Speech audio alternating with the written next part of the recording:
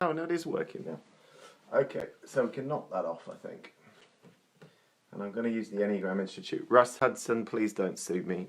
You can go and visit the Enneagram Institute. Russ Hudson, he has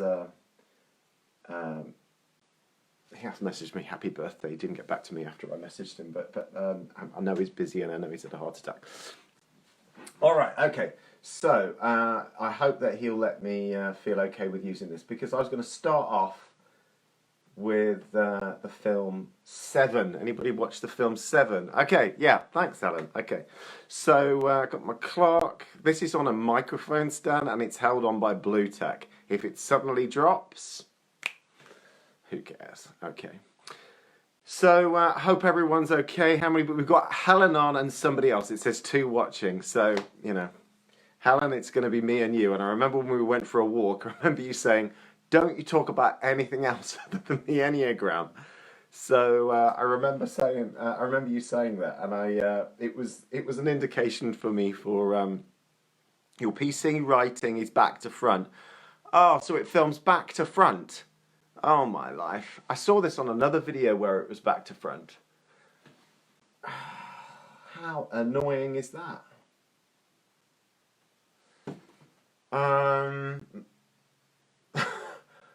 Am I going to have to go and take a photo of this and invert it? Oh my life. This is just getting more and more complicated. Right, 6 people watching me back to front. Okay, you're just going to have to really use your brains and convert it back to front, like driving on the other side of the road. Okay, so you're going to work this out. You're all pretty intelligent. Hello, Sarah, Nikki Mannion, Barbara Hayek, and Jamie.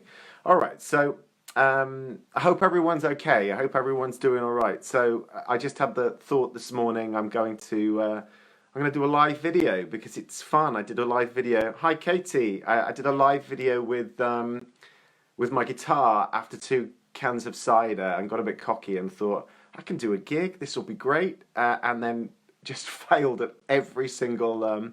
thanks, Jamie. You can manage it. I failed at every single song. So, but I had a good time, and I think other people did as well. So I will do that again, and I will do a little bit of practice on my guitar. All right, so every single one of my clients this week is American, bar one, and they live in Kidderminster, and they've been seeing me in person for about 5 years. So they come about once a month. The other person in England is American, and they'll be doing, if I can read a doctor's writing, I can work this out. Nikki is a nurse. Very good. Nice comment there. What was I saying?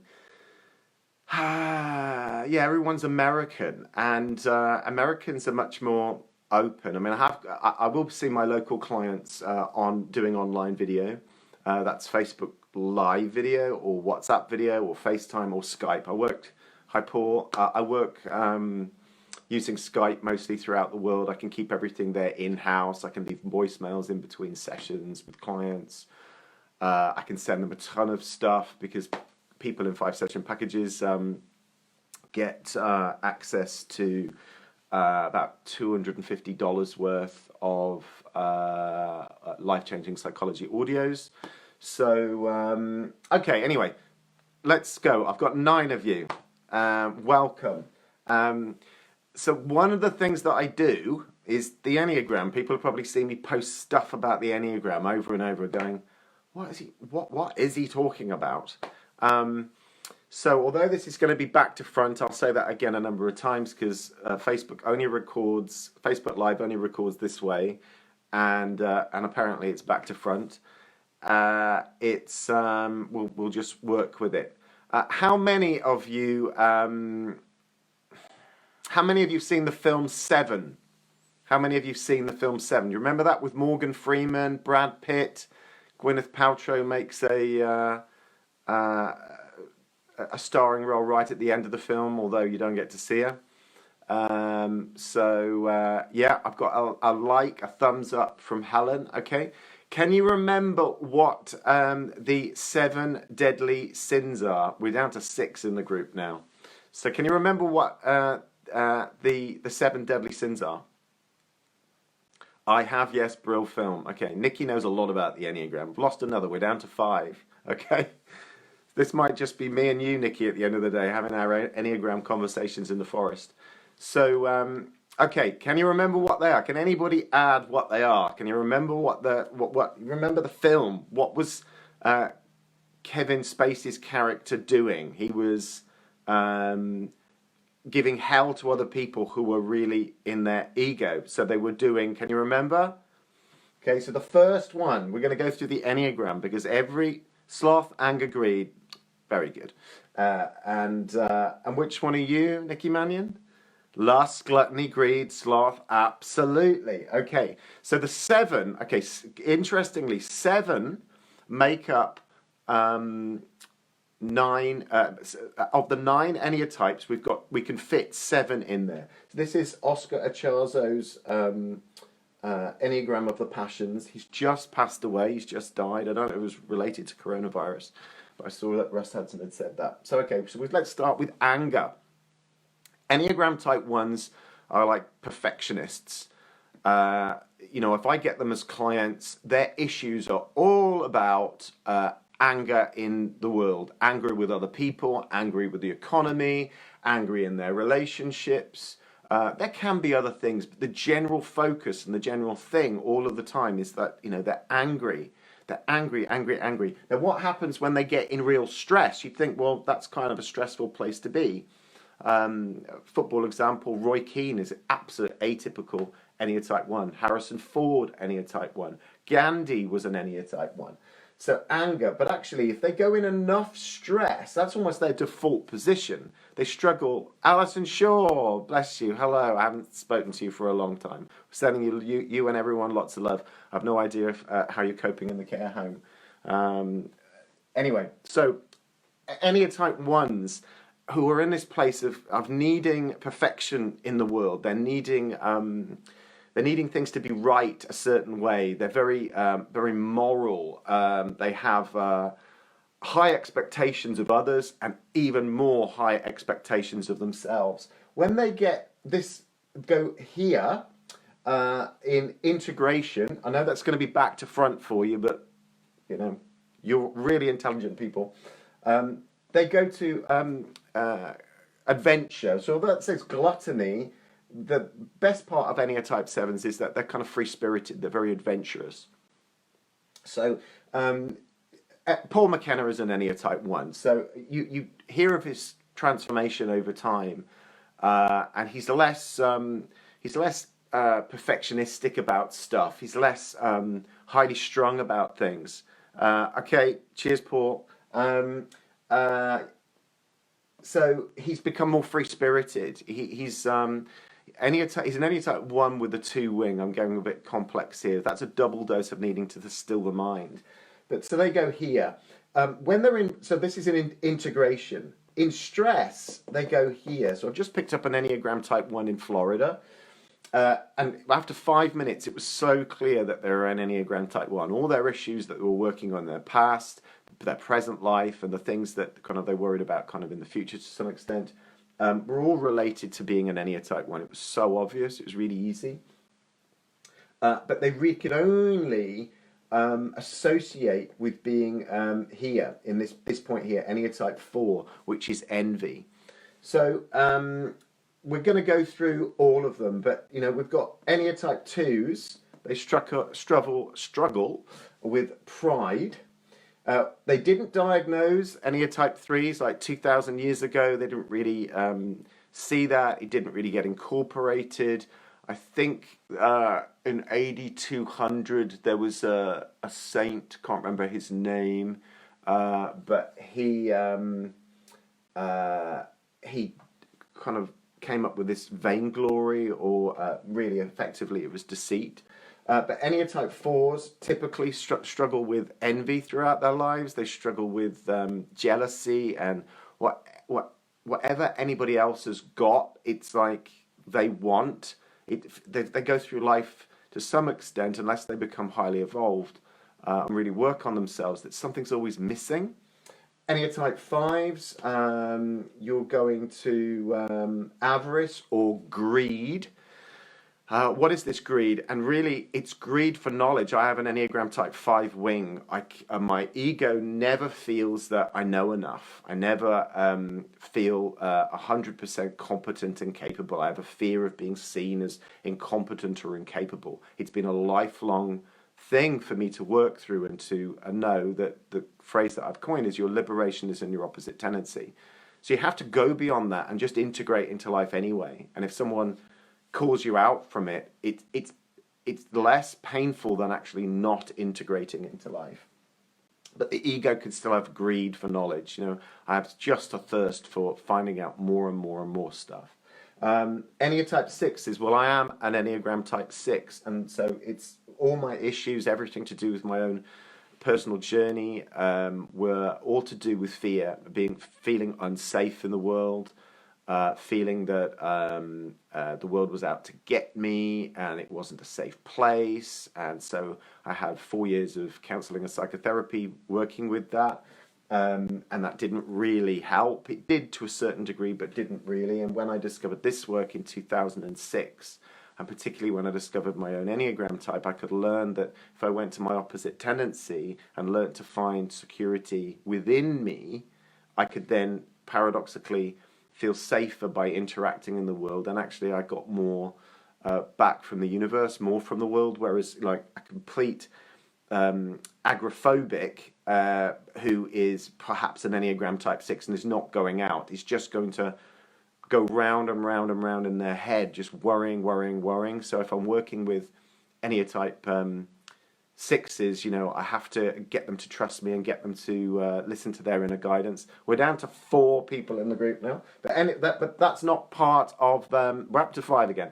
That's not part of the 7. So Enneagram type 3s and 6s, 2,000 years ago, they didn't consider that was really, to be in that place was a sin against God. But we can leave religion to one side, because the Enneagram is a amalgamation of the Sufi teachings, which is the spiritual part of Islam, and also the sort of the real spiritual part of Christianity, and it goes down to the real core.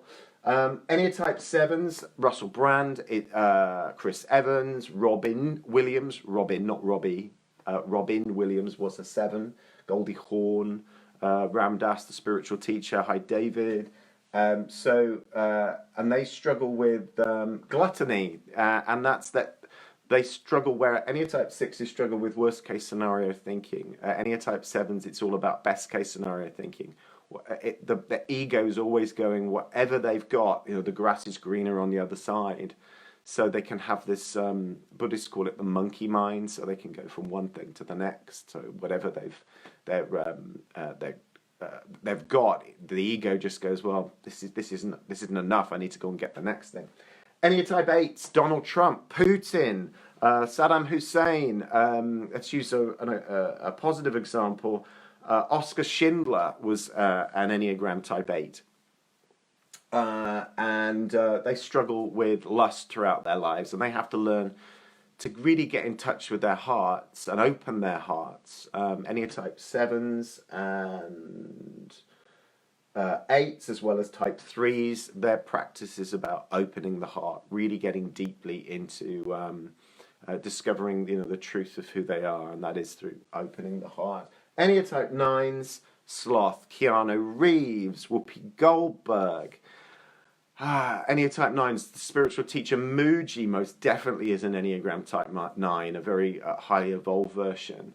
And so when I'm working with 9 clients, it's always like they really struggle to get going. It's like they feel like they're going through treacle. So it's like sloth, it's like self-forgetting. They really want everyone to be okay. And so they're afraid of really putting their own needs first, and they're afraid of upsetting the balance. So they really want to have harmony. So with all of them, with all of the Enneagram types, it's about going to your opposite tendency and going beyond your ego limitation. Because if you just live by your ego, you're like a dog chasing its tail all of the time. All spiritual teachings are saying whatever you seek outside of yourself will never satisfy the mind. You won't have fulfillment. We're down to 4. We're up to 5. So we have to do this inner work. And, I have the majority of my work now, because of the coronavirus, is kind of just leaning just to surviving really on American clients. But everything that I do, clinical hypnotherapy, life coaching, EFT, which is emotional freedom techniques, neuro-linguistic programming, all came from America. And I think Americans just are much more open-minded, they're much more liberated. I can see people in England and they watch me, and some people sort of like still really struggle.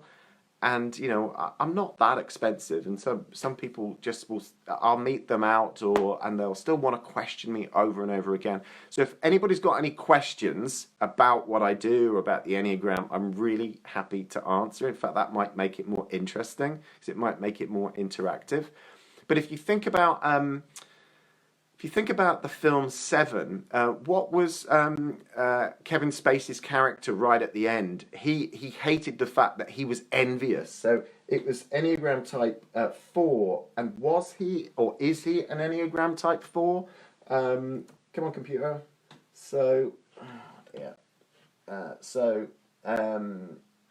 he definitely wasn't or isn't a very healthy Enneagram type because he's lost his entire career. And but his character in that is a 4 to some extent. Is he a 4 with a 5 wing in the film? Quite possibly.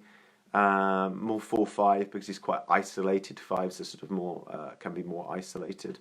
So I don't really want to use Russ Hudson's website because I don't feel it's quite right. But if we just simply go to, again, Oscar Ochelzo, bless him, he's just died.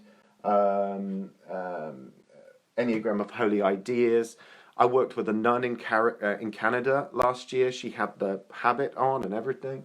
So we go to, if we go beyond our ego, we're down to 3. If we go beyond our ego, we go to holy perfection, holy will, holy freedom for 2s, holy law, holy hope, holy origin, holy omniscience, which is knowledge, holy transparency, holy faith for 6s, we're up to 4 again, holy wisdom, holy plan, holy truth, and holy love. Has anybody got any questions?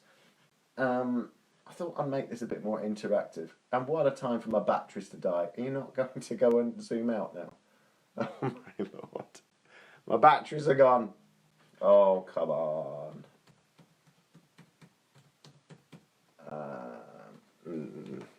I don't think that's going to work, is it? Oh, now you're going to work. Thank you. All right. Another... I was going to go to the Enneagram of personality.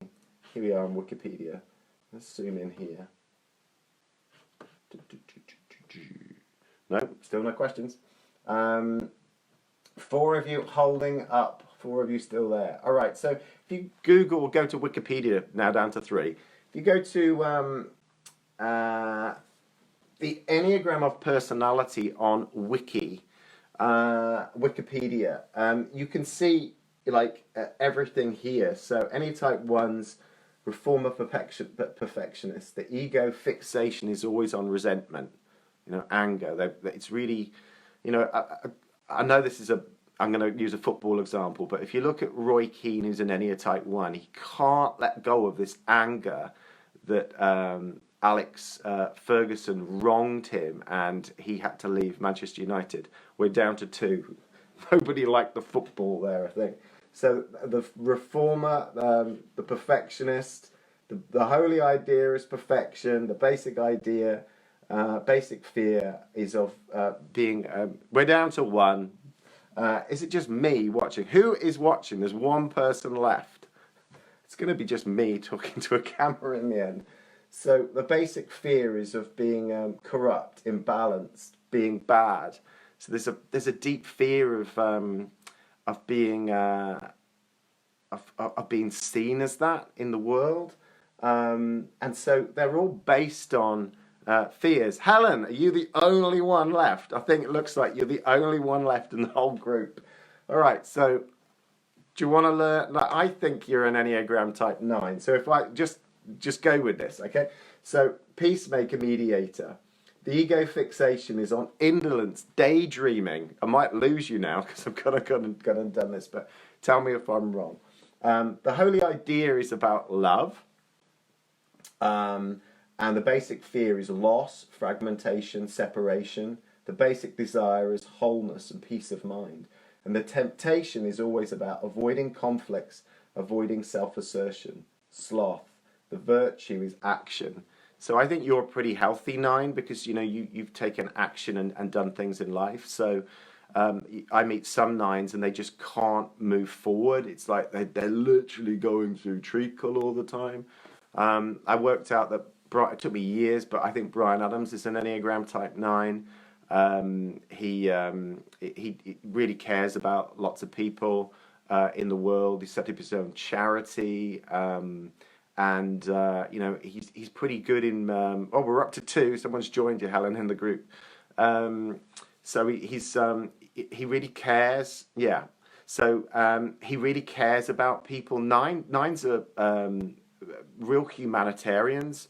They really care about other people. They don't want conflict. They don't want people to suffer. So there's a tendency to step in and to take control of situations. But the spiritual teachings are, can you do that, and can you do it from a place of love and not fear? So if you go and have a look at the spiritual teacher Muji, and he's definitely an Enneagram type 9, and he's got a massive following. Also Thich Nhat Hanh, the Vietnamese Buddhist monk, is an Enneagram type 9, definitely. He's had a stroke now, but you know, he won the Nobel Peace Prize. It was all about non-violence and all about, you know, the creation of peace. And he was asked once about it's called Thai, which means teacher. And a child asks him and says, Thai, what do you suffer with? And he said, it's the witnessing of watching others suffer. And I went, he's a 9, absolutely. But a really healthy, really highly evolved version of that. If you look at Muji as well, Muji's a really healthy and highly evolved version. If you've got any questions, you're one of only 2 in the group. I don't know who else is watching. So I was going to do this and just make it a little bit interactive. I don't know how long I've been talking for. I think that's you laughing. I'm up to 3 in the group now. So it's like when I started doing this, it was Matt Tyrrell. Hi, Matt. Matt, if you've got any questions, Jane Denton, Jane. Oh my God, Jane, bless you. Jane has been a big champion of helping me over the years and done a wonderful testimonial video. Jane, I'm sure she's okay in saying she's an Enneagram type 2 with a 1 wing. And Jane has brought me in thousands of pounds worth of work just from that one video testimonial. Hello, my dear. And it's got me clients all over the world. In fact, it nearly got me Whitney Houston's former singing coach. You don't know that, but Dr. Justin Marchiagani, who sends me clients from Kansas in America, he recommended me this person, so I nearly got to work with Whitney. But they never turned up, so they never worked with me. But I know at some point I will get some celebrities come. I know that Russell Brand didn't get it when he read me out on air 3 years ago, but I haven't yet got my book out there, and I'm not you put no way. I'm not going to chase anything, so I'm still a work in motion myself. I've used the Enneagram to come from a really unhealthy level, like when I was 31, 32, when I was just paranoid about the world, and now, you know, I mean, my life is absolutely incredible. I'm really blessed, and that's because I used all of these tools of the hypnosis, the NLP, the EFT, the life coaching, but the Enneagram, just like, it was like, wow, thank you. You're sending hearts, Jane, bless you. It was the Enneagram that just blew my mind, and for some people it doesn't really blow their mind. They're kind of interested, and then they kind of leave it, and then and I think kind of people kind of, well, what's it going to get me? And the reality is that it's not going to egoically get you anything. It's when you egoically stop trying to get things, like, things from the outside world. So, trying to get, goodness, integrity, balance. I mean, they're well-intentioned, but if the mind's constantly addicted and constantly trying to get that, it's like the Buddha, Siddhartha Gautama, who was an Enneatype 5, most likely, who said, if you wish to overcome suffering, you must stop craving. And that's wanting. And they're all wanting something. They're all not still. And the Buddha is a good example of stillness. No wanting anymore. Being. And there's an addiction that the ego is always seeking something. I mean, I've heard Mooji talk about that the ego is like a mirage, and we're in the desert, and we see this thing in the distance, and we go, water, I need to go for it. So the ego is like tempting you all of the time to go, to find it. And whether that's security, control, or love and approval, we'll never find it. Peter Gallimore was watching. Hi, Peter. We're just never going to find that outside of ourselves. And so we have to learn to break our addiction to wanting to chase after the mirage, because it's an illusion. We're never going to get the love or the security or the control by chasing it outside of ourselves. And so the spiritual teachings are to go inward and to find it within. And paradoxically, when you act in the world through not wanting to get love, through not wanting to get to security, to not wanting to be in control, the reality is that actually more wonderful things flow to us. And we feel more secure, we feel more loved, and actually we feel more in control. It's an absolute, complete and utter paradox. And it's something that I've just been in love with since discovering it in 2006. And I only found it on a course with somebody who didn't actually know their own Enneagram type. They were a 3, and they were saying that they were a 6 at the time. And I was thinking, how on earth are they able to move forward so fast? 3s move forward really quite fast. That's people like Anthony Robbins, Oprah Winfrey, O.J. Simpson is a really unhealthy version of an Enneatype 3. And I think Nicole, who he murdered, I think it's safe to say that he murdered Nicole and Ron Goldman. I think Nicole was probably a rebellious type 6. And I think that she finally just didn't want him anymore.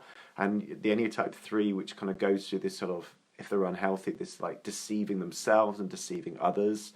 I think that I think when she finally rejected him, and he's a love and approval type, he went into complete and utter meltdown and rage, and took her life, and took the young guy, Ron Goldman, who was just delivering classes.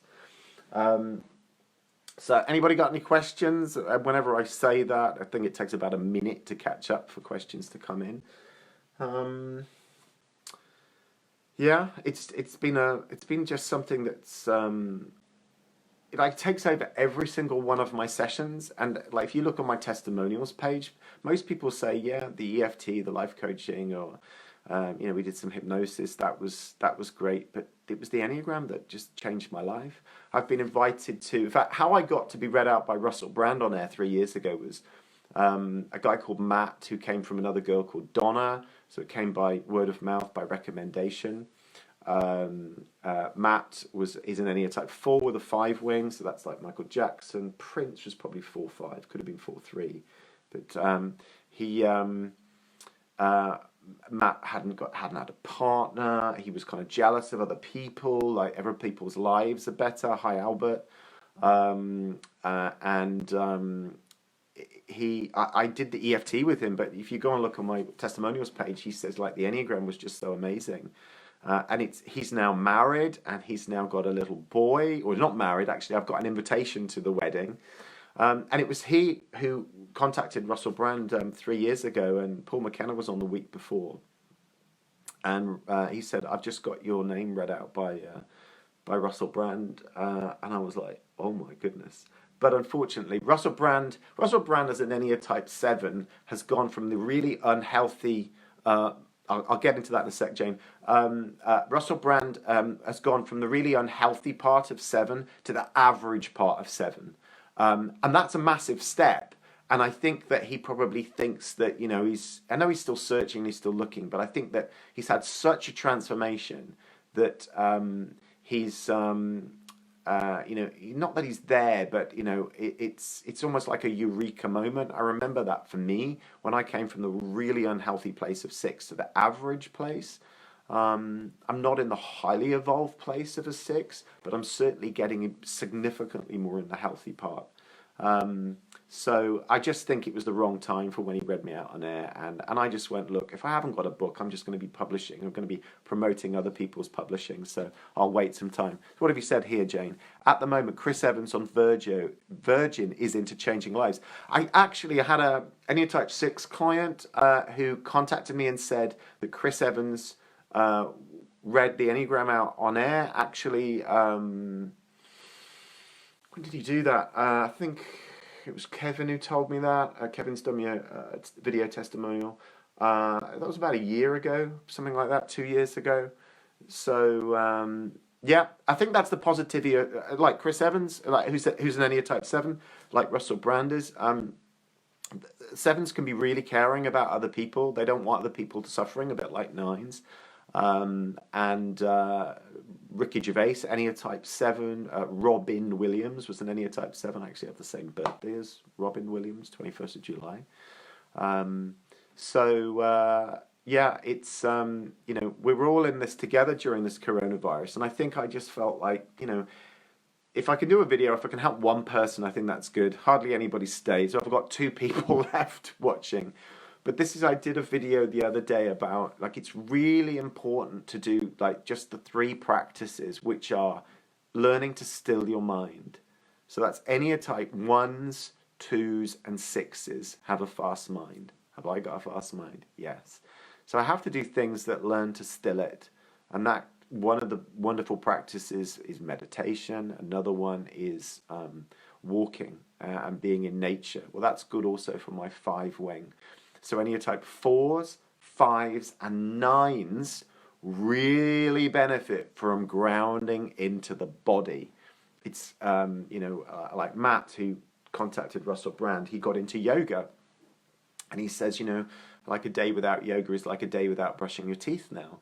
So, you know, it's something like that. I think I also said, you know, go out walking as well. I think he walks or was walking on his way to work. So that was something that was beneficial. And so Enneagram Type 3s, 7s, and 8s really need to get into practices that open the heart.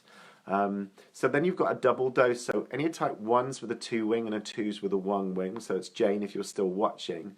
They have a double dose of needing to still the mind. So a 1 with a 2 wing would be Adyashanti, the spiritual teacher.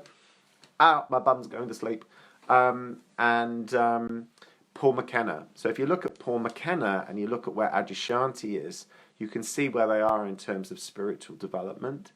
And, you know, Adyashanti are much more serene, much more peaceful. Hi, Jane. Ask me some questions, Jane, like, please. Like, there's 2 of you left, so I'm not sure who the other person is. But anything that you can do that will benefit you to still your mind is really going to help you.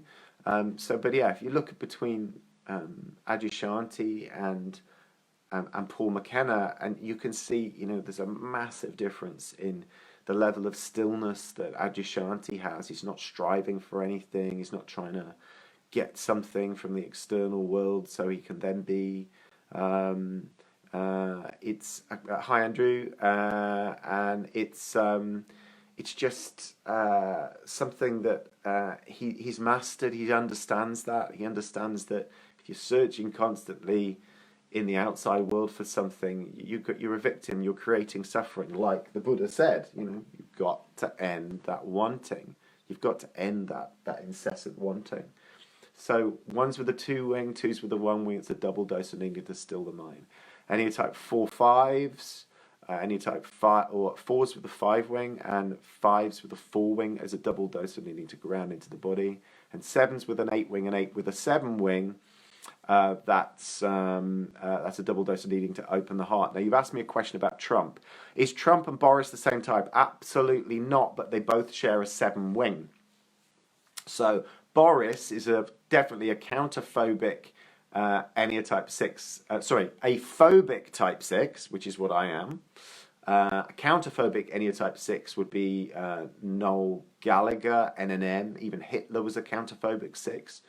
But a phobic type 6, that's more like Michael McIntyre, Lee Evans, who's retired, English comedian, David Letterman. A counterphobic type 6, that's more Jay Leno. They're kind of a bit more bullish, kind of a bit more sort of in your face. You know, think about NNM. I think about Hitler. But yeah, so Boris is definitely a phobic type 6 with a 7 wing, and Trump is an Enneatype 8 but with a 7 wing. So 6s and 8s can sometimes be looked at as people would look at Hitler and thought Hitler was a type 8 like Putin or Trump, but it was more counterphobic Enneatype 6 territory, and all of that. Everything to do with what the Nazis did, it was all based on fear, and this trying to create this elite race, outside of the self, because when you create that, then you can be. Ironically, did you know? Look, the swastika is on the Buddha, and that's because the Nazis studied Buddhism, because they were seeing that the Buddhists were actually had something. That's the swastika is like eternal life. It's this. I think are they feet always in motion? But they studied it and obviously just did not get it at all. Do you think they are healthy types? Trump is Trump a healthy type? No, and. That's a good question. Is he a really unhealthy type? No. It's really somebody's own job to work out their own type and work out how healthy they are, rather than have someone else do that. Because I'm not doing it from an egoic point of view, But if I was to look at a discerning place, I'd say that Trump. I could see his 9 wing, but his 7 wing has got him to a lot of trouble. Hi, Claire. Claire, if you've got any questions, I had a conversation with Claire about the Enneagram yesterday. Trump, no. I mean, a really highly evolved, really healthy 8. There's a spiritual teacher named Eli Jackson Bear, who's quite, in his heart. It's quite beautiful to listen to him. If you become really healthy within your Enneatype, you aren't really attracted to things like politics and probably even religion, because you recognize that it's still trying to get something outside of yourself. Hey, Sue, thanks for tuning in. Sue, if you've got any questions, please ask away. Yeah. So, is Boris a healthy Enneatype 6? I would say he's pretty good. Yeah, I would say that any highly evolved Enneatype 6s are learning to trust their guts. I mean, that's an enormous amount of stress. He's under. He's even got the coronavirus right now.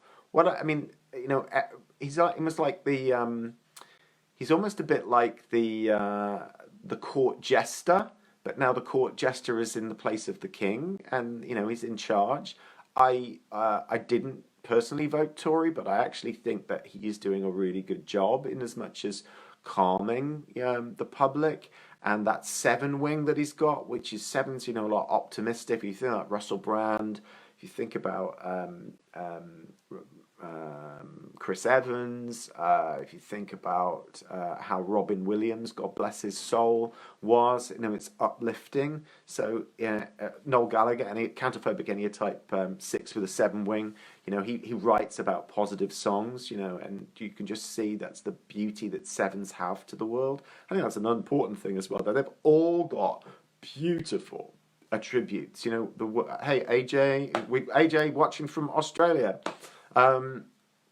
It's like the world is what it is because we've got these 9 personality types that all have wonderful gifts. We all support one another. We all provide something. I mean, from the beautiful book, The Wisdom of the Enneagram, which is I'm on my second copy. The first one fell apart. This is the second one, and it is literally falling apart here. If you look at my copy here, if you look on the front cover, it says... can you see that? Probably not. I'll read it for you instead. So it says 9 distinct personality types, 9 different perspectives on life, 9 ways of being in the world. Each type has extraordinary gifts. Every one of you. Lots of likes by Jane there. Each type has extraordinary gifts and predictable pitfalls. So with the Enneagram, it's like it helps to strengthen your weakest link, and everybody's got a weak link. So with Trump, it's bullying and being controlling. With a type 6 like Boris and myself, that's like worrying and worst case scenario thinking. But you can strengthen it. So you're only as strong as your weakest link. So Enneatype 1s, it says here beautifully, it says the reformer can lead through integrity and reason, or be hindered by perfectionism and resentment. The type 2, the helper, this is Jane. Everybody give her some love. She has helped me so much, so it can shine with generosity and healing power. She's a nurse. She's helping save lives. Send her some love. She's in fact, everybody should give a round of applause to Jane because I haven't been doing enough. I haven't been applauding. I should be opening my window at 8 o'clock in the evening and applauding the world, applauding the NHS, not just the NHS, but people around the world. The amount of work everybody's doing. Hey Dan, hope all's well. I have to say, guys, if you are not using them, definitely recommend if having sessions. Bless you, AJ. AJ, I think go and have a look at the Enneatype 4. We never even talked about the Enneagram. I was going to trade that for having. I was going to trade the Enneagram for you helping me get on the 3G pitch over in Kidderminster. He's now a professional footballer over in Australia, but he's not playing. Send him some love. He's a really cool guy. All right, so Enneatype 2s can shine with generosity and healing power, but what's the weakness there? Can struggle with people pleasing and possessiveness. Mother Teresa, Florence Nightingale. Dolly Parton is an Enneatype 2 with a 3 wing. A really unhealthy version is like Bill Cosby. Bill Cosby, sort of like, you think Bill Cosby sort of like, oh, goodness me, that man has got some karma to pay off now. But Enneatype 2 with a 3 wing, like John Denver, like Dolly Parton, but, oh dear. He was trying to get something outside from the world and manipulating people, all trying to get love, but like in a sexual way, in a really manipulative, horrible, disgusting way. Thank goodness we've had such a change in consciousness that people like him, even Alex Salmon has got away with something, but no one gets away with anything. Everyone carries their karma. So Enneatype 3s, the achiever, can become an inspiring example of excellence and authenticity. If you look at Anthony Robbins, sort of like it's all about like being the best, being outstanding, being sort of like this this person who is almost invincible. Tiger Woods, Enneatype 3. Tom Cruise. I think Taylor Swift is a 3. Oprah definitely is a 3. And a very good example of a 3 that's evolving. A good spiritual teacher called Wayne Dyer, who died 5 years ago, was a good example of how an Enneatype 3 really began to evolve and get really into their heart and help others, help humanity. Bless him, but he's passed away now. But what can they suffer with? They can struggle with blindly pursuing success and status. So they have to become authentic. They have to learn to be true to themselves and stop deceiving others, but ultimately stop deceiving themselves. If you're blindly, blindly trying to achieve success all the time, NLP teaches that success is a nominalization. Success it doesn't exist. You can't put success in a wheelbarrow. It's not like it doesn't mean anything. Success to one person is success to another. Success to me was about recovering my health. Success to me was finding peace. It had nothing to do with money in my bank and how many people followed me and adored me and all that. You know, as an Enneatype 6, it was that I wished to feel secure inside of myself. So that's something that's the Enneagram can offer. Enneatype 4s, the individualists, can model creativity, intuitive power. I had a psychic in New York I picked up, and she was just broken inside, and she'd been diagnosed with breast cancer. Literally, people were sucking the energy from her. In my book about messages from the body, it says about breast cancer being sucked alive by the tit. Authenticity I look for a lot in people. Absolutely, yeah. That's one of the things that we've got, actually, Claire. We can be quite real and authentic. Enneatype 6 Claire is a type 6. Where was I? Enneatype 4s, yeah. So I was able to help her make the change to coming out from being a psychic in New York to giving back to herself, loving herself. So they can be held back by moodiness and self-consciousness. So we began to strengthen that. And she actually moved away from being a psychic to actually becoming a self-development coach. And that was something that was really authentic for her. That was something that was creative, and using her intuitive powers, which she was using for being a psychic, she was using another way to help people evolve. So that was a beautiful thing. She gave me a lovely, lovely recommendation on my Google, whatever you call it, Google reviews, Google ratings. If anybody who hasn't done that, please go ahead and leave me a Google review. That would be awesome. I've got about 21 on there now. Enneatype 5's the investigator. Bill Gates, Eckhart Tolle, the Buddha, Enneatype 5, Tom York from Radiohead. They can demonstrate visionary intellect and inventiveness, or become increasingly eccentric and isolated. I think Ted Kaczynski, the Unabomber, I don't know if anybody's watching from America right now, but I think he was a 5 with a 4 wing. Yeah, definitely a really unhealthy version of that. Being eccentric and isolated. Yoda in Star Wars, great example of an Enneatype 5. Demonstrate visionary intellect and inventiveness. They can be very wise. So if you look at Yoda and look at Eckhart Tolle, that sounds like me too, though. Okay, well, look at the Enneatype. Maybe AJ, look at the Enneatype 3 and the Enneatype 4. I think you might be a 4 with a 3, bring 3 with a 4. So go and have a look at that. The thing with the Enneagram is that it's not just a type. If you just use it to type yourself, you're using 10% of its power. Like here it says, the wisdom, it's powerful, the complete guide to psychological and spiritual growth for the 9 personality types. I know you're probably seeing that back to front. But if you strengthen your weak link, you're going to really strengthen your psychology. You're going to open up more to spirituality, because that means that you're trusting in something and an intelligence other than this. People have called that God throughout the ages, but if you wish to call it like I do, life with a capital L, the universe, source, all that is, people call it sometimes the home office. The Native American Indians called it Wakantanka. That you begin to trust. There's an intelligence. Okay. Thank you for staying with me. I'm up to 6. Thank you. Here's my website. Look, there's some intelligence that's gone into this. That's sacred geometry. And so, I originally went to Sunday school. Hi, James. Aston Villa. I think we've survived this year, don't you think? Hopefully, we might have got out of. I think we might have been saved. Literally, Villa were definitely going to go down and lose Grealish. All right, that's my little football thing. I won't talk about that for much more. But that's sacred geometry right there.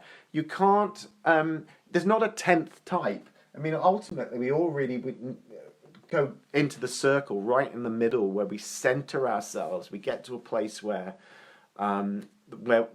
people who've taken psychedelics such as ayahuasca or which has DMT in it, or magic mushrooms, which has psilocybin, which creates psilocybin in the body. You go through a bit of an ego death, and you're not any one of these personalities anymore. You go to a place where you are one, and you are connected to all. How did you find out what type you are? I paid £6,000 to do a course in Harley Street when I was 31, and I did it over 18 months, and it was just a bolt-on part of the course. And they didn't really cover it. The teacher was an Enneatype 3. He reckoned he was an Enneatype 6.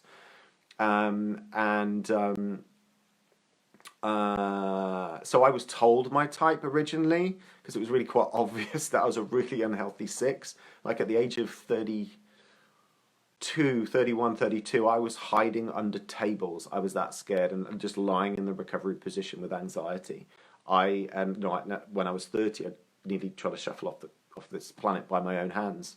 And the voice that saved my life said, "You haven't done everything yet." So it opened up to something. There was an intelligence at work. There was an intelligence something. What do I think of DMT? I have taken DMT. I have done ayahuasca, and I've done it in a spiritual ceremony. I don't know how. I'm fine with saying that it was done. It's not a party drug. It's really hardcore. You vomit, and I was asked to be part of the group, and it was done with a shaman, and I did it over 3 nights, and it's beautiful, and it's eye opening, and it's if you do it with reverence for the plant energy and the plant spirit, and you do it to heal, and you do it to evolve. It gives you an experience of being connected to something beyond your ego mind. And really, this is what the Enneagram is teaching, that you are going beyond your ego, but it doesn't last. So people will do, I haven't even smoked a joint, it's on my bucket list. Okay, we're going down a path here that I'm a 6 here, I've got to be careful, let's pull it back in. And all I can say was that it was a calling when I was 40 years old, and I just knew that it was something. I was either going to go and pay money and go and travel to the Central American or South American rainforest, which you can do, and you can partake in ayahuasca ceremonies, and the majority of them, I believe, are done very well, and they're done with reverence, and it's reverence from the plant spirit, and it connects you. If you go and put up Sting, the singer Sting, who's in the band The Police, put up Sting and his ayahuasca experience. He's an Enneatype 3, and he just said like his ego just melted away, and this was like when he was really into saving the rainforests in the 90s, and he said, that he went to this church in the middle of this jungle, and they were all like taking this brew, and he and Trudy, his wife, they both took it, and he just talks about it, and there's a short version of it. It's about 3 minutes long, and it's a beautiful experience that he had. Yet we can't reside in that place, so it's to bring back that information. I'll have to open that up, AJ. It's bring back that information and then partake and integrate into the world using that. So it's illegal, and it's something that I'm just going to trust. Can I open it? It's something that I'm just. I've been so honest about my whole journey that we've transcended to that. So we're talking about that right now. In fact, let's just read what AJ says. Something I would like to do because all the most successful and mindful people in the world have done it. That's not true. and recommend it takes you to a different level of mindset and let you be one with yourself. What I will say is that some people have, but it's not the answer. I met people over 3 nights who were really quite unhealthy Enneatypes. They were still, there was like, people came and went, but they were working through their own shit. They were working through their own stuff. Even the shaman, who was an Enneatype 8, I could work out, wasn't deeply into his heart. And that guy had done like 1,000 ceremonies for, on himself, with other people. So we can't just rely on plant medicine. If you feel a calling to do it, then you're meant to do it, and it was for me. And as I said, I would have gone over, and I still may go over to the jungle to go and do it, but it's not something that I need to do right now. But if you feel it's on your path and you feel it's a calling, absolutely, go and do it. But the experience, it won't last, and you'll come back to your ego will kick back in, and things will carry on as normal. But it can just be a little opening to something, and you can find that equally just by discovering your own egoic type with the Enneagram, and realizing that this incessant wanting that the mind does will never get you to this place where you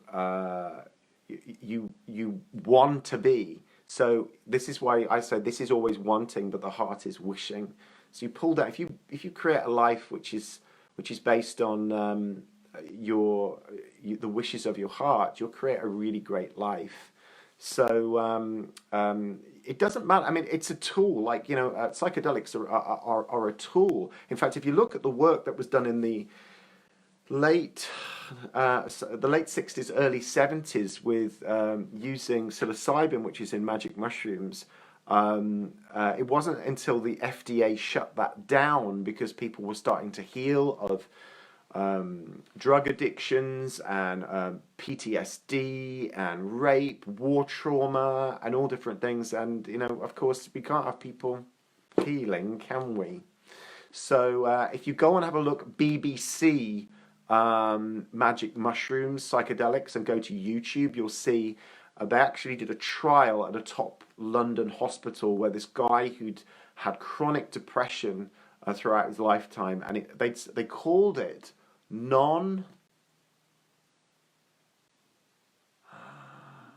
non-affected medication depression. So whatever medication he was taking, it wasn't touching the depression. So he was a really deep case, and he stopped taking the depression. They stopped taking the depression. Interesting. He stopped taking the medication for a while, and then he was given. He went on a placebo trial, but he worked with there's 2 psychotherapists. They make it's in a hospital, but they work with him while he's going through this psychedelic trip. If you go and look at YouTube, it's actually on there, and it was a trial that was done, and he was able to, just after 1 trip with that, he was able to come off antidepressants. So, that's pretty incredible. And, we're talking about big pharma, aren't we? So it's, don't worry, I'm still here. Hello. Is it the art? I mean, if you got Gwyneth Paltrow has got something on. Is it called the Gloop Lab? That she's got something on there with psychedelics. I didn't really want to talk about psychedelics, but it's just what's happened. But if we do psychedelics, or if we're drawn to do it, or something like that happens, again, what it's teaching or showing you is that there is a life beyond the ego, and you can create this stillness, this oneness, where this mind is not wanting anymore. It lowers. What I love about someone like Eckhart Tolle, who's a Enneatype 5 with a 6 wing, is that he has integrated into life. Like 5s really struggle to do that. And so they have to go to their opposite tendency and really integrate into life, and that's what he's done. And he's very honest. There's a very honest part of him, which to me speaks volumes, that he's got a 6 wing. And he says that the noise in the head is just reduced. he says that like it's reduced to like 20 to 30%. So that doesn't mean it's not there. So through doing techniques like stilling your mind, grounding into your body, opening your heart, hi Margaret, it means that you're going to reduce that that noise in the head, and you're going to feel more of what they call as your essence. It's the thing that's underneath this ego mind, the essence of who we truly are. And from that place, you're able to be more authentic, not just with others, but with yourself. And you can tune more into, you know, the neurons. Like there's 80 to 100 billion neurons here in the brain. Did you know your gut has 100 million neurons? So did I say 80 to 100 billion? 100 million in the gut. The heart has about 40,000 neurons. So it's really, really important to listen to the other intelligence inside of us. If we're just getting drowned out by this intelligence, like when I pick clients up, you know, it's all here. And like Einstein says, you know, you cannot solve a problem at the same level of consciousness that created it. Einstein, an Enneatype 5. We have to go to a different level of consciousness. I think Einstein also said you cannot solve a problem. Yeah, what else did he say? Insanity is doing the same thing over and over again and expecting different results. So what does the Enneagram do? The Enneagram is doing the same thing over and over again. It's looking externally for happiness. It's looking externally for love. It's looking externally for control. It's looking externally for security. And it'll never get there. It's just, you're never going to find it. It's never going to work. So we have to learn to trust other intelligence that's inside of us, you know, even like a higher self. There's something that's within all of us that can guide us, can to help us to more peaceful, more productive lives, you know, where we're actually giving back to the world. We're not taking, we're giving. You know, a lot of the world, I mean, this coronavirus has actually just like stopped so much that people aren't like so obsessed about getting what they want. But that's a great deal of the problem with society. It's like running around, rushing around to get this thing, because when we get it, then we can be. And it's like, it's madness. And so what this is actually an opportunity for, and a gift, and it's teaching us, is that we can learn to be. We can actually find being now. When are we going to find being? When we get the new sofa, when we get the new car, when we go on holiday to Barbados, when we get that new partner, when we have the next baby, when we get the pay rise, when we get the pension, when we get the whatever it is, you know? It's an endless addiction that the mind is caught up in. And it is, I say to clients, it's like a dog chasing its own tail. And it's insanity. So you have to create that being now. You have to break out. Loo rolls. Absolutely. Yeah. So it's like, you know, I've got to have a loo roll. When I get that loo roll, I can then really relax. How absolutely insane. There's 4 of you left. Claire's just given me a like for that. This is slightly delayed, I think by about 30 seconds to 45 seconds. Ask me some questions. I know quite a few of you are quite clued up on it already, but if anybody's got any questions, please go ahead and ask. I don't know, how long have I been doing this for? Not like literally teaching the Enneagram. I've lost somebody for that. We've gone down to 3. I think that's Jane, Claire, and somebody else. Maybe Margaret Stockley is still watching. Any questions, anything, or anything that do you think that would be useful that you've both experienced on your journeys that other people would experience? Because a lot of people just go, I don't get this. I don't even understand this. You know, how is it gonna better my life? How you know, is it gonna help me get that partner that I want? Is it gonna help me get more money? Is it gonna pay off the mortgage? Is it gonna what's this gonna get me? And like I've said so many times, it's going to get you anything egoically, but it's going to allow you to feel more peaceful. It's going to allow you to be more loving and to feel more loved by creating some inner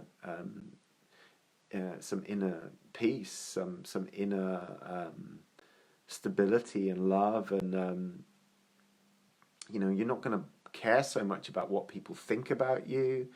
You're not going to be, trying to control what's happening in the world.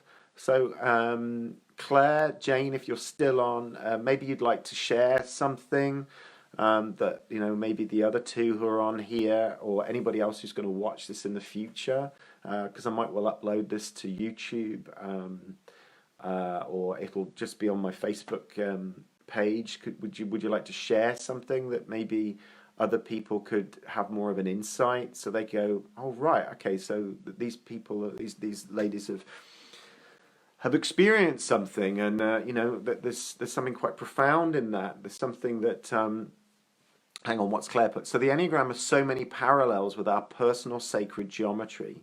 Personal sacred geometry. Okay, so the Enneagram has so many parallels with our own personal sacred geometry. Do you want to comment a little bit further on that? Definitely, if you look at the Enneagram, you look at like the sacred geometry. In fact, while that's loading up, I can do it via this. That's an intelligence. There's an intelligence that created that. I think I probably prefer calling it the Tao than calling it God or life, or I can call it life or the universe. But there's an intelligence there. It's an intelligence at work. Look, here we are. The reformer can struggle with micromanagement and criticism. The mentor, the Enneatype 2, favoritism and manipulation. James commented, understanding my Enneagram type helped my longing for security, and you're a love and approval type and need to be loved. I can do that all by myself now.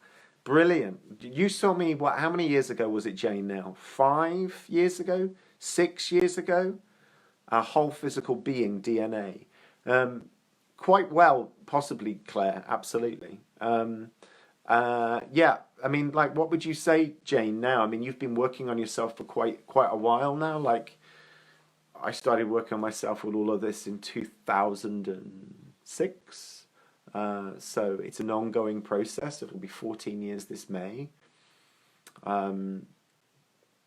Yeah, it's a never-ending thing. Here we are, the achiever. What can they struggle with? Relentless work schedules and taking credit. The design of the Enneatype 4, moodiness and erratic work habits. Enneatype 5's non-communication and lack of involvement. The troubleshooter, procrastination and blaming others. The enthusiast, distraction and unfinished projects. The challenger, anti-authoritarianism and confrontations. Think about Trump, The peacemaker, neglect and passivity. I can see Claire and 6 to 7 years, is it really, Jane? Wow, yeah. Jane came, Jane only had 3 sessions with me, and she had ulcerative colitis and was bedridden. And you did, was it 2013? We did one in the spring, we did one in the summer, and we did one in the autumn. Didn't hear from her again, and by the next spring, she came back because she was healed. And although we did EFT, I think the Enneagram was the thing that really, really helped you. It highlighted your ego suffering and how you were creating your own problems. So Jane was magnificent and came back and actually came in person because she was in Leicestershire at the time, which if you're watching around the world is not that close to where I am. It's more like an hour and a half away.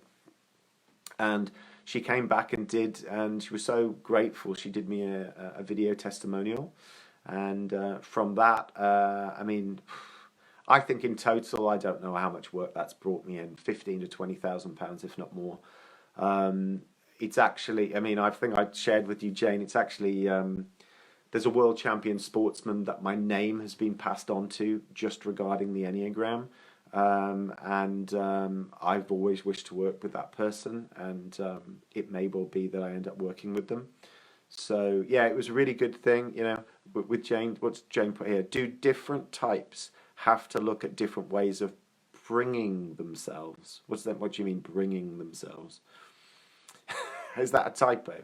Do different types have to look at different ways of bringing themselves? I think you might have to do that one again, because I don't understand that.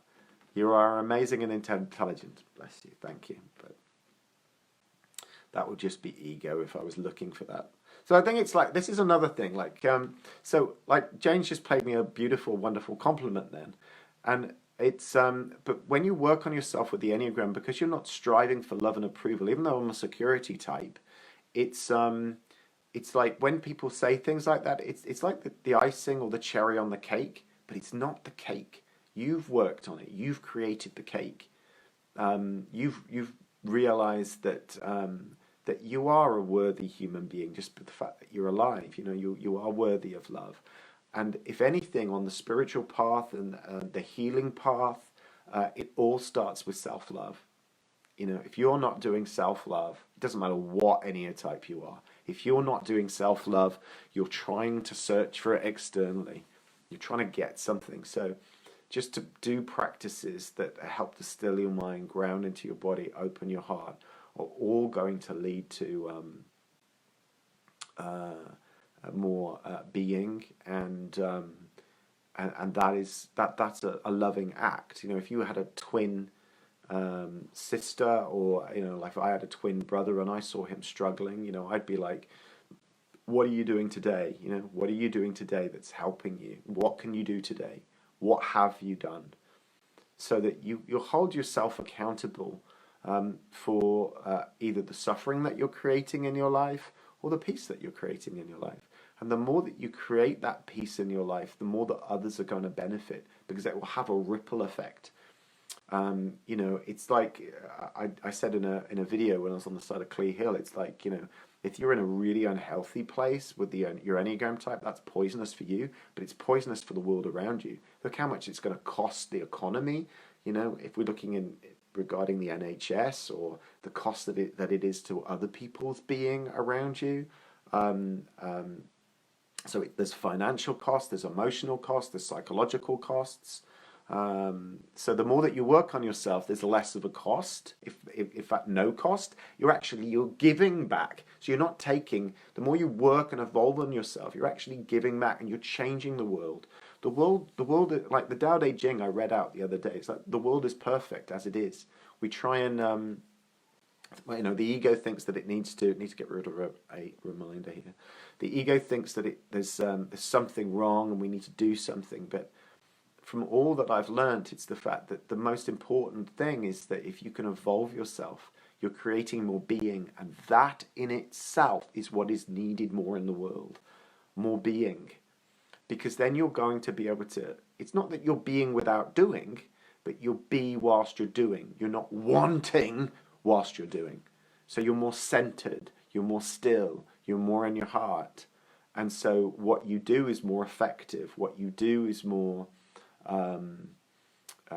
pure, and it's the antidote to the poison. And it's actually the paradox. It's the fact that, like, one of the absolute riches of what I do is, like, you know, someone comes back and they'll say, like, you've helped me and you've changed my life, but you've changed my partners too. And because the partners worked out their own Enneagram type, because they've bought the books and they've got the audios, and you know, they've got access to the $250 or £200 worth of life-changing audios that I give people in 5-session packages. You know, and that's affected the partner. It's probably affected the kids. That's then going to affect work colleagues. It's going to affect the mother, the father, or the children. That, you know, the extended family, the friends. You know, I am a small business, and this still does work by word of mouth. And I know I've got loads of videos out there, but you know, word of mouth still is fantastic. I just picked up a client in Florida from word of mouth, and then I got an email, and I was addressed as Dr. Daniel Hill last night after I came back from my walk, which was just mind blowing. I've never had that before, and I made sure, look, I'm not a doctor, but I made an Enneagram post out of it regarding Dr. Lionel Logue, who the King George V thought he was doctor. Used to call him Dr. Logue. But he said, I'm not a doctor. I just have experience, and I had to go deeper, and that's what the Enneagram does. It just goes deeper.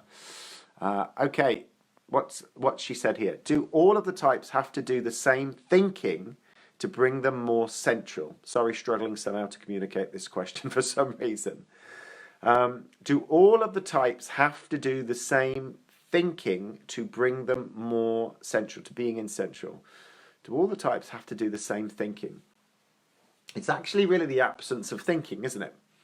So there are various practices for every type that's going to help them to learn to be and to create being in their life. Every single one of the types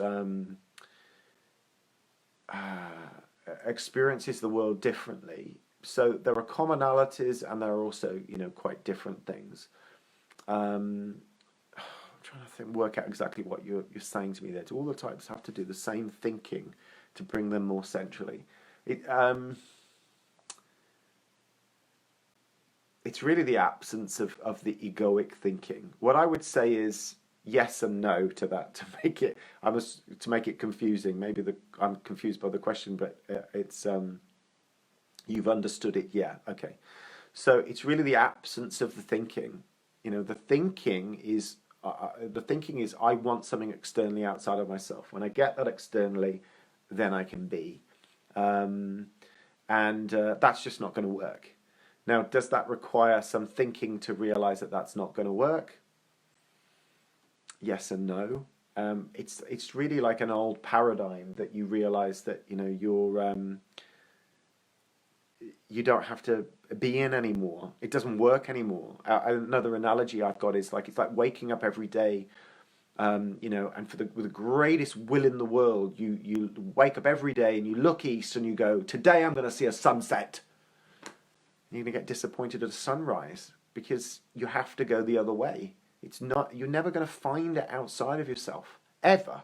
Ever, ever, ever, ever, ever, ever, ever. Sometimes I see multi-millionaires and they're like, Daniel, I've got everything in my life. I don't know why I'm so unhappy. Enneatype 3 with a 4 wing sometimes 3 twos. And they realize that something's fundamentally amiss because they've got everything that they want, but I'm not happy. I should be happy. Why aren't I happy? And I love working with people like that. It's like, they've tried to get the money has tried to buy them everything that they've wanted to get, and this, there's a quote that comes from the Bible that makes me think about this. I think Jesus says something like, he says to this king, he says, in order to enter the kingdom of heaven, you need to let go of the riches, the kingly riches. Why? Because the ego's wanting things externally all of the time. And, Jesus being this symbol of just this being and love, and, you don't need to be constantly striving outside of yourself. Anyway, and the Buddha was very simple in those teachings. And I actually, might be slightly controversial for some people. Hey, Blake's another ex-client, Enneatype 6, all the way in Louisiana. Send some love to Blake.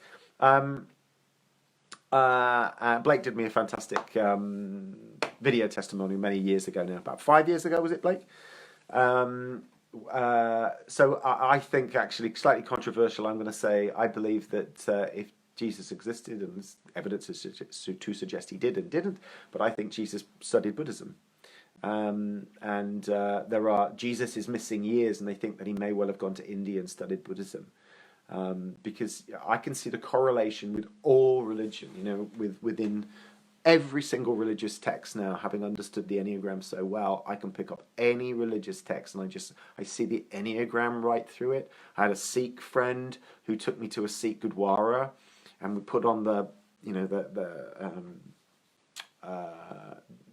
something on the head. I think that's to cover the crown chakra, or to respect the crown chakra. And they were reading from this sacred text. It's not the Bhagavad Gita. Well, I can't remember pronounce it. I think that's the sacred Hindu text.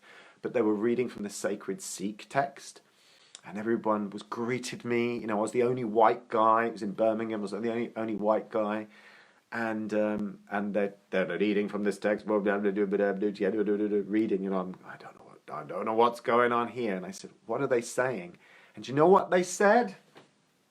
Or what my friend Narinda, if Narinda ever comes on, what they said was, it won't be on here because that was on the other one. But it was all of the, let's go here. They were reading from the Sikh text, this beautiful book, and they were reading it. It takes 4 days to read the book. Constant and non-stop. In fact, that might be a new word, non-stant. Yes, constant and non-stop. Not just constant, it's non-stant. Yeah, showing I'm an Enneagram type 6. So they were reading from this text, and my Sikh friend said, they're saying that if you do pride, if you do gluttony, if you do lust, if you do envy, and maybe one other, then you are going against God. And I went, they're talking about the Enneagram. They're talking about if you're in your ego, you're going against God, like the one, life, oneness, universe, all that is. And what was that? What was what, Claire? We have to. I'm in delay all of the time. What was that? I'm not sure what you're saying. So it was like this deep understanding that might go to another one. Let's just do this one.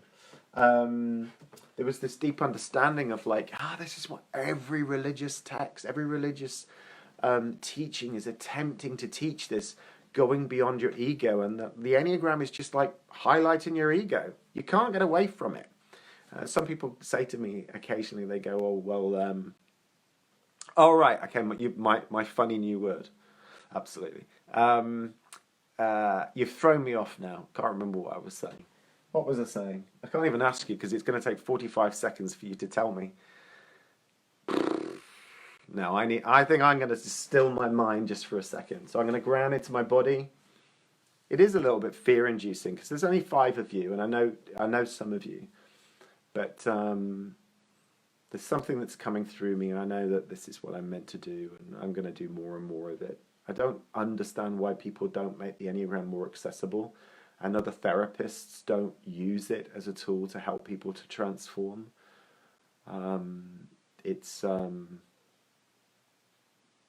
To me, it's just so obvious, and it's so incredibly sacred. Let's go to this one, unless someone can tell me what I was talking about. What happens when you're out of your ego? So here again, Oscar Echazo's Enneagram of Virtues. So when you come out of your ego as an Enneagram, let's go back to front.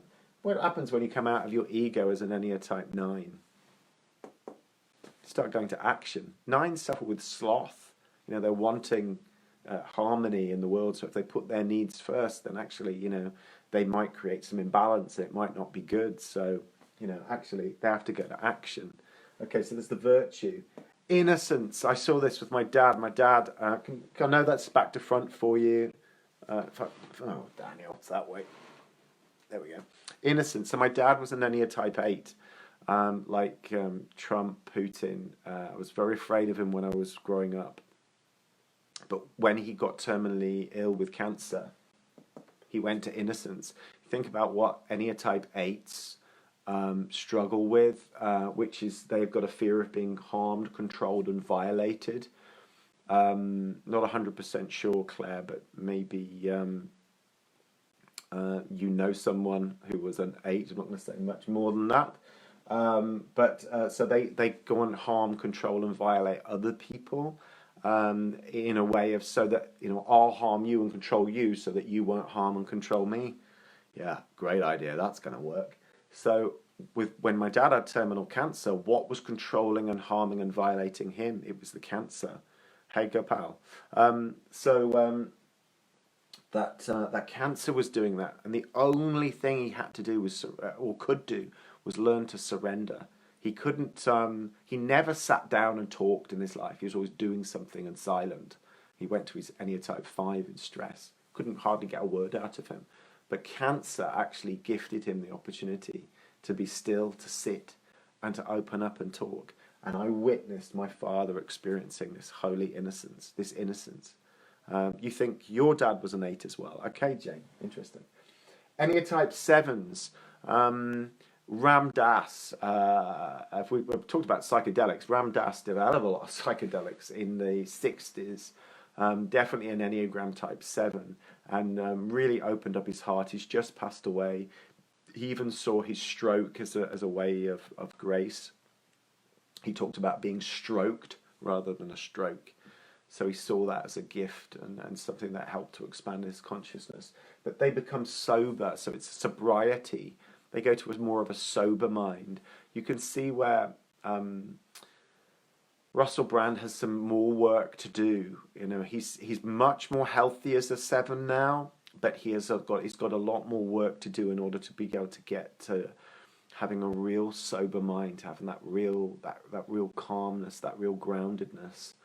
And that sober mind where he's not trying to get something outside of himself which is going to fulfill him, you know, this in this gluttonous way. It's that when they come out from all that, they have sobriety, this sober mind.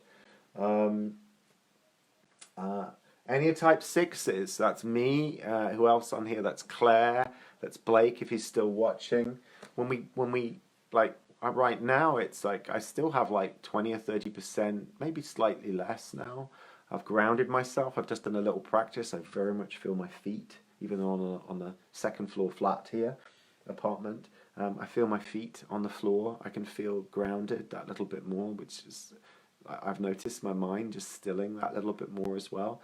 So when we come out of that wanting security and we listen to our guts, tune into our hearts, what our heart would wish, we're able to step into courage. It's a beautiful thing. Courage is not the absence of fear. Courage is doing something despite the fact that you're afraid anyway.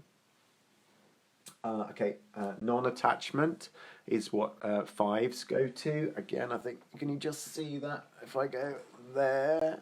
Debbie Williams, hi Deb. Yeah, I'm calmer. It's just that noticing that just sort of like, I'm still trying to force something here. I'm trying to push something. Stop.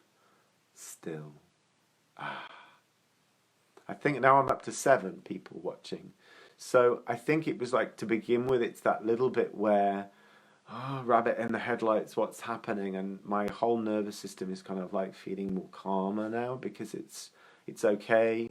If people don't watch, they don't watch. I can feel my feet under, on the ground. I can feel like the energy of the ground, even though I'm on the top floor flat. It's that just supporting me.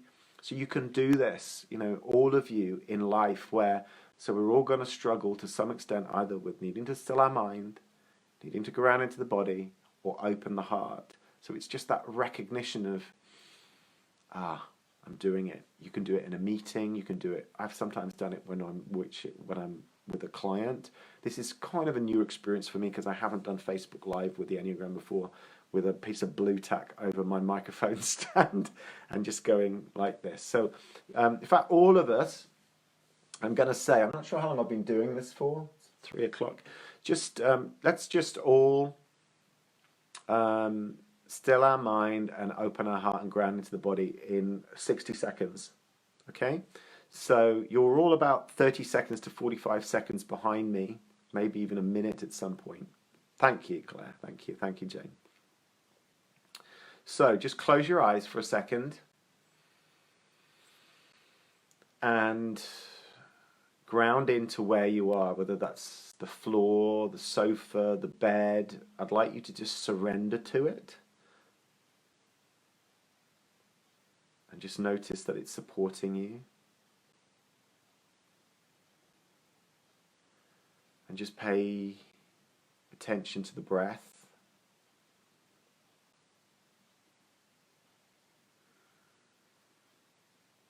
Just imagine that the mind was like if the mind was like a spinning top, it's just slowing down. Slowing down. Slowing down. Now put a hand or both hands over your heart. And breathe into it and let go. Now I'd like you to find one thing in your life that you're grateful for right now. So we're going to open the heart. One thing. One thing. Maybe it's tuning in that you've got this right now. Maybe it's the fact that there's oxygen. Maybe it's the fact that you've got family in your life. That you've got your health. You know, you can see, you can hear, you can feel. Just find something else now that you're grateful for. Breathe really deeply breathe in.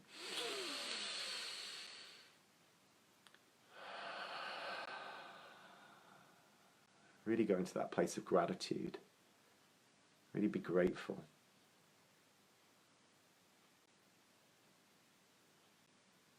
One more thing that you're deeply grateful for.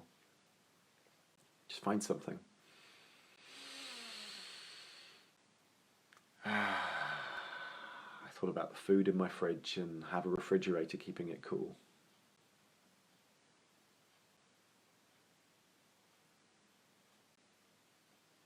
Okay, now open your eyes. Just look around you.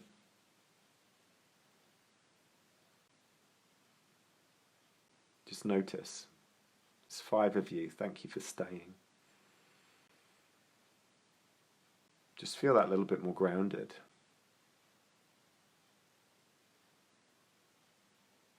Just notice how your mind is that more still.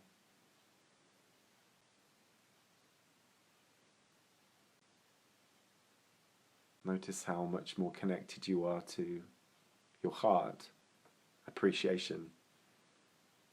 And notice how little your mind is attempting to get something outside of itself. So I can sense that ego mind of mine just really relax that much more down to like 10, 15%. I'm looking out this window and just paying attention to nature. There's clouds. There's the tree and trees. There's a bird. There's so much stillness outside. That's one of the beautiful gifts that what's happened. This is hello, Laurie. This is something that's been a gift. It's the fact there's so much stillness. No cars driving fast, trying to get somewhere. There's some stillness. There's some being.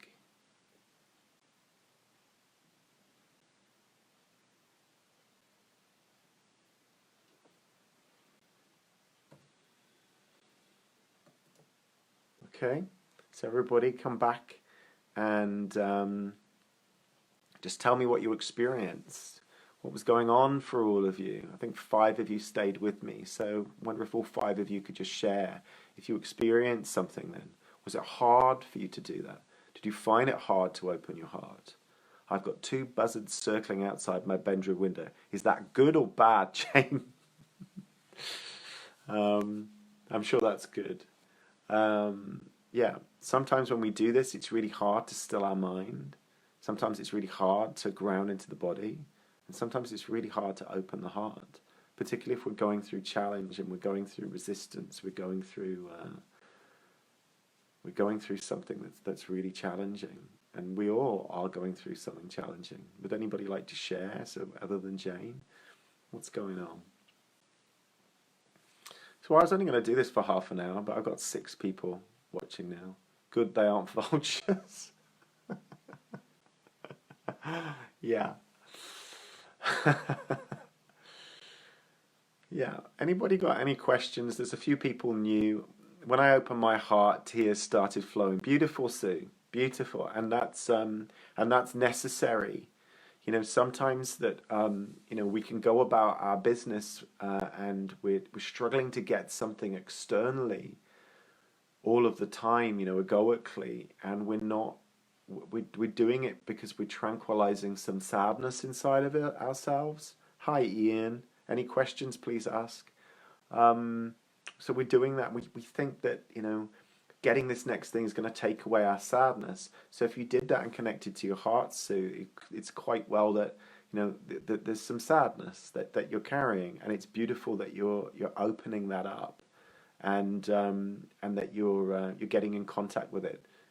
Tears will always eventually stop. Let go and let be. You know, if they're there, then let them go. It's made me realize how important to live in the moment. Thanks for sharing that, Claire. Totally. Totally. In fact, you could look at this whole coronavirus thing. It's like, I don't know, if there was a great gift from it, if there was something that was really quite profound, if there was, you know, and that is to be in the moment. Like the ego thinks, no, I'll only be in the moment when it's better and in the future.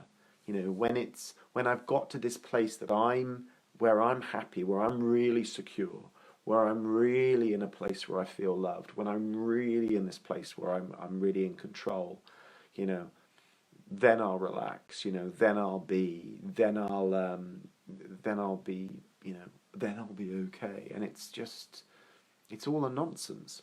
You know, why can we not be now? And why can we not experience that now?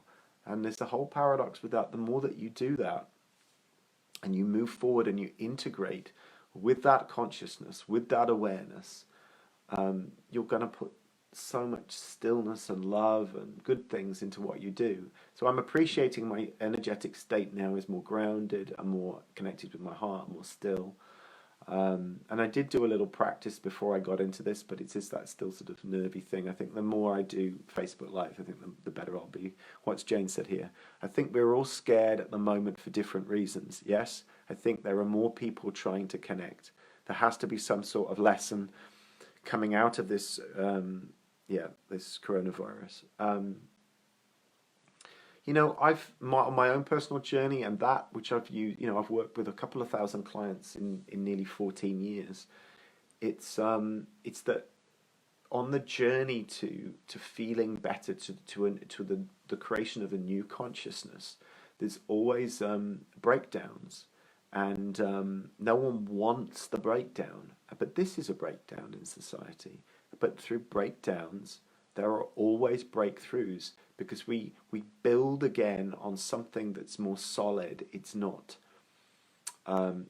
based on fear. It's based on love. It's based on a more solid foundation.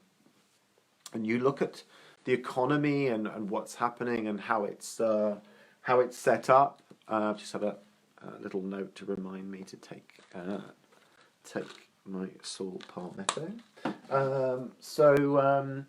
The entire world is, not the entire world, but a great deal of the world, you know, is what I call wanting to get to be. They can't be. You know, the world is made up of really kind of low to average Enneatypes. If we were going to look at, let me take these.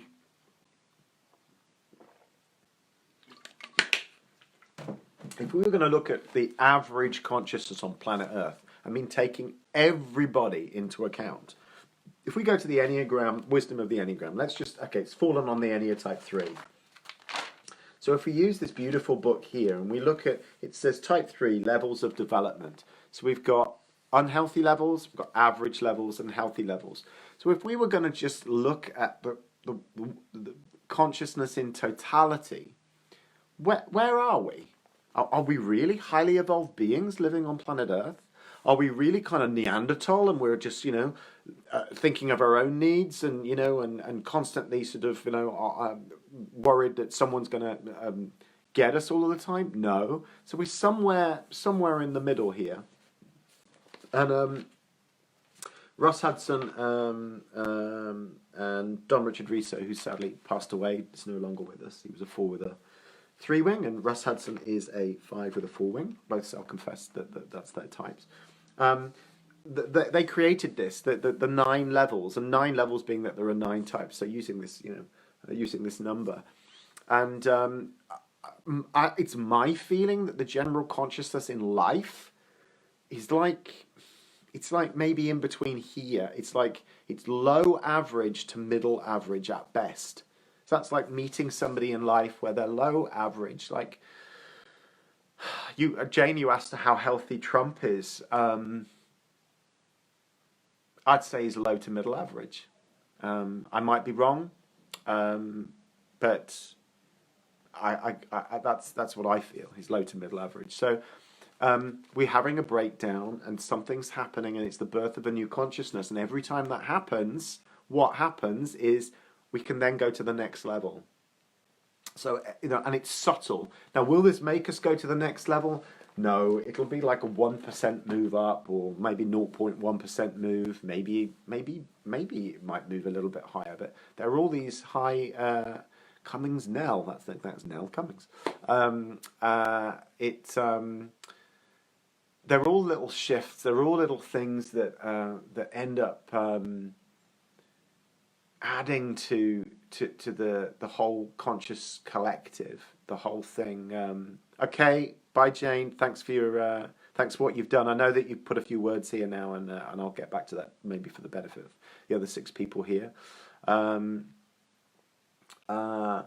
so on someone's personal journey, when they realize that what I call that wanting to get to be, which every Enneatype's doing when they're in in the unhealthy or even the average place, when you start to realize that doesn't work, then you start to create being. And I think what's happening in the world is another opportunity to create being, so that when things start up again, and when we get back into life, and when, it's like, what's for tea, Mum? And, we've got to pay the mortgage, and, like, how many pints of milk do we need? And, I've got to get my pension sorted, and sort of like, all that stuff, which will start back up again.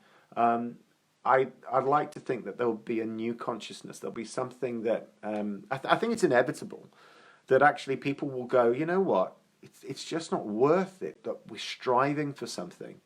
I know that people's businesses are really. I've got a full week of clients because I'm working in America mostly this week. And Monday's an admin day for me. But what will happen is that there will be a new consciousness where people will be. You know what? We survived in that crisis. We survived when we couldn't pay the rent or the mortgage. Something like the universe happened. There was something. I was all right. So, there's less of a need to worry for security types. There's less of a need to feel alone, and that, there's no love in the world. Actually, if one of the most beautiful things is the fact that people are really being there for one another. It's like when my grandparents used to say in the Second World War, this Dunkirk spirit after the World War II, when everybody was in it together. And it's the same with control. We can relinquish control. No one can control really what's going on. The coronavirus right now really partly is in control. So we can relinquish all of that. In fact, something that came to mind was from my book, The Mayan Prophecies, that I read in 2012. And when I was meditating under Chichen Itza, El Castillo, one of the 7 wonders of the world, our resilience is bigger than our vulnerability. Beautiful. Beautiful. Yes, absolutely. Thank you for sharing that, Claire. Beautiful. I meditated on the 12th of the 12th of the 12th. Il Castillo, I read from my book, which is just down there, called Mayan Prophecies. And it said, as the things of after 2012, it said, as the things of the world break up, the things of the spirit will gather together.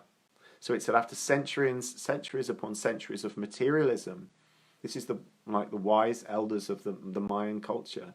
They recognize that there'll be breakdowns, and breakdowns will lead to breakthroughs, and that the consciousness and the culture will shift and change, and that so yeah, I remember that key phrase. As the things of the world break up, the things of the spirit will gather together, and there's certainly a lot of that going on, and that's one of the beautiful things.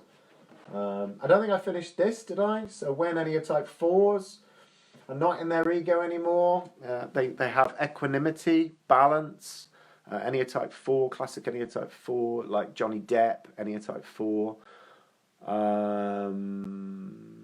Prince, Michael Jackson, David Bowie.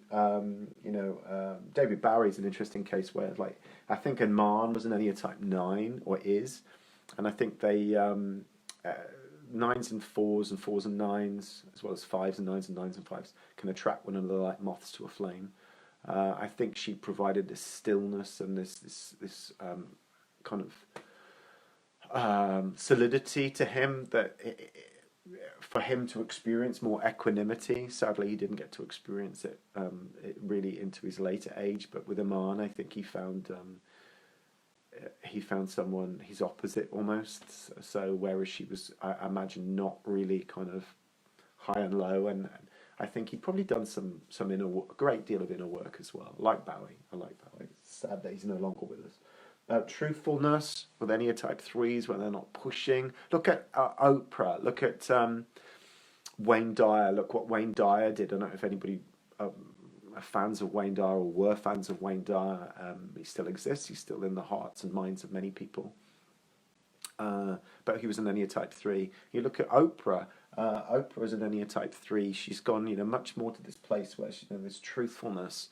She's gone to this this authenticity, and asking herself, how much more money does she need? How much more status? How much whatever? And I think that's where her mid-American sort of Bible Belt upbringing regarding that sort of Christian upbringing was she really questioned things, and she started to look around at other spiritual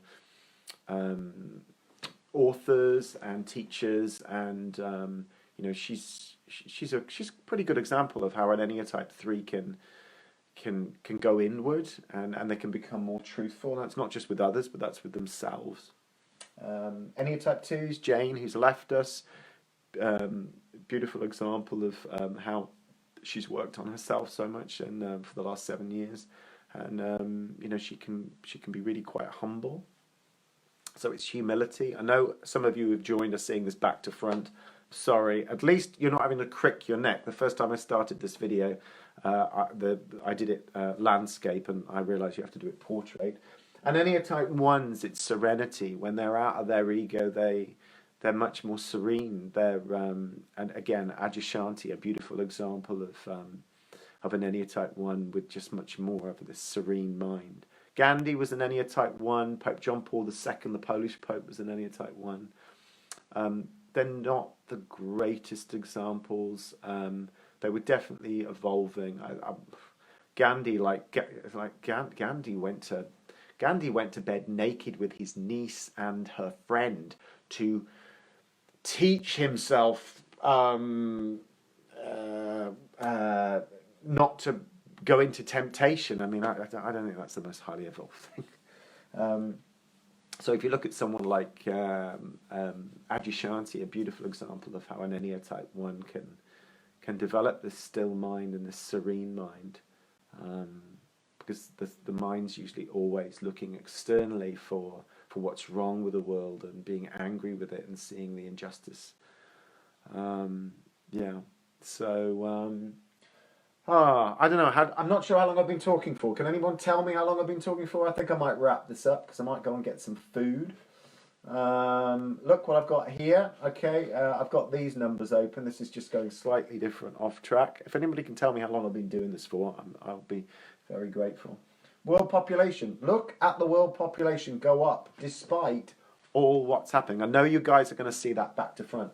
So it says 7,774,390,975, 6, 7, 8, 9. So today there have been 246,000 births, 103,000 deaths, which means despite an hour, thank you Claire, despite the coronavirus, the population has increased today by 143,000. Nearly 2 hours.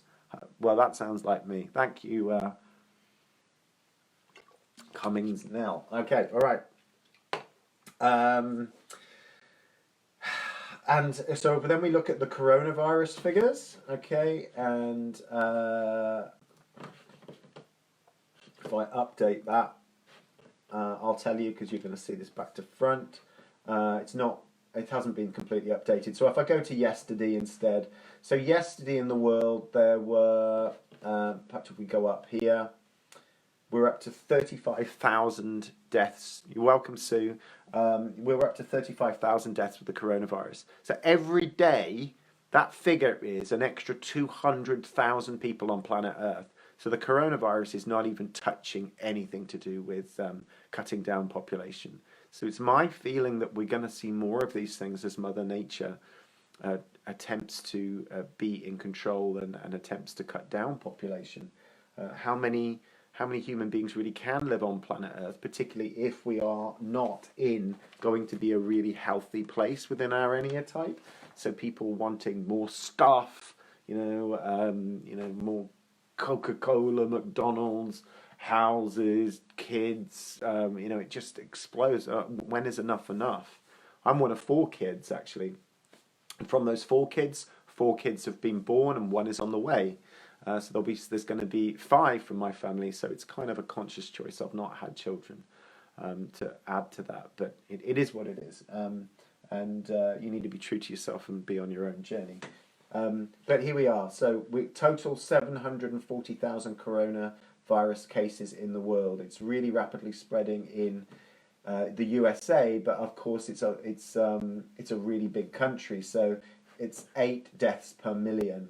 Where in the UK, where I am, it's 18 deaths per million. There were nearly 19,000 new cases yesterday in the USA, but it's Italy and China which has been really hard hit. Like 178 deaths per million in Italy, 146 deaths per million in Spain. Whereas China, through being a communist country that has had a huge amount of control, and they've shut it down. Yesterday there were 5 deaths. There were only 45 new cases. Compare that to Italy, and Spain. Italy had 5,000 new cases yesterday, and Spain had nearly 7,000 cases. So it's still really important to self-isolate and to look after yourself. If you're going to go to the supermarket, hand sanitizer, gloves, pay by your card. Just be really, really careful. Be really, really careful and love one another. Breakdowns are breakthroughs, and we're all going to come out of this. And the more that you can still your mind, ground into your body, and open your heart during this, when life returns to normal, which it will, you'll go, it was really hard back then, actually, but I was working on myself, and if I could find some stillness, if I could still be in my heart then, if I could still realize I've got a body and I'm a human being and I'm alive, you'll prosper after this. Thank you so much for your comments. Thanks, Claire, Sue, now, everyone else who's contributed. I will upload this to YouTube after. If you're watching on YouTube or have watched on YouTube, please like, comment, share, subscribe. Getting out there in the world. People still don't really understand the Enneagram, and I think those of you who have stayed this long have dedicated your consciousness to following this and maybe doing some of the practices yourself, and realize that you're in a small minority of people who don't get this, and just it's something to sort of I don't really understand it. How's it going to benefit my life? So by you going out and sharing this in the world and being great examples of this, you're doing good in the world. So I thank you for using this and as a tool for evolving, because that will serve the world, and you're doing a good job by evolving. Greatest lessons being learned with alone with self, Helen. Okay, not sure what you mean by that one. Greatest lessons being learned when alone with self. Yes, I think you're quoting Helen. Somebody? Was it somebody that you're quoting? All right. Okay. I think that's enough. And you can share this. It would be wonderful if you shared this on your Facebook profile. That would be great, because other people may just tune into it. Not that people are going to watch for 2 hours, but some people might just go, okay, maybe that guy Daniel Hill who does the Enneagram, maybe that's something. Maybe you could help with my husband, my child, my father, or me. and or my best friend or something, and it just helps me just to get out there and help others, because this really does change people's lives, as many people have actually testified. Okay, so enjoy. My name is Helen, not Nell. Now that makes complete sense. Thank you. Yes, Helen Cummings. Yeah, I remember, absolutely. Have you got a new Facebook account? Is that why? Yeah, it slightly confused me. All right. Lots of love, everybody, and stay safe, stay well, and I'll post again soon, and I'll do something else. But thank you for staying with me, and I hope I've inspired you and kept the spirits up. All right? Everyone needs to do a round of applause. Well done, everybody.